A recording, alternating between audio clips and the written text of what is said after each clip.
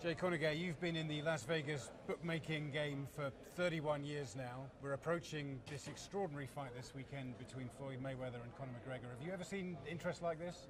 Never seen anything like this. It's a very intriguing fight as we're reaching two fan bases, not just the boxing side or the UFC side. We're seeing both, and that's why we're seeing record amounts on this fight.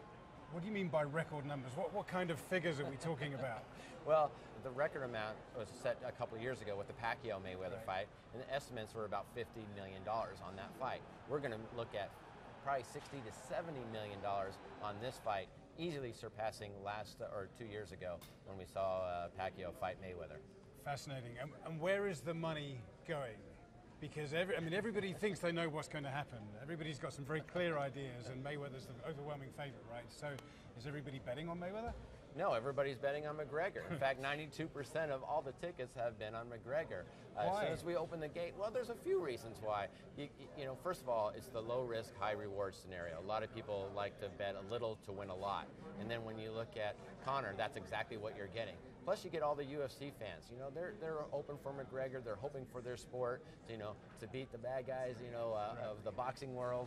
And there's some dislike for Mayweather out there as well. But mainly, I think the reason why we're seeing so much money on Conor is because you can risk only $100 and win $425 and collect $525 compared to laying $600 to win $100 on Mayweather. So that low-risk, high-reward scenario is the main reason.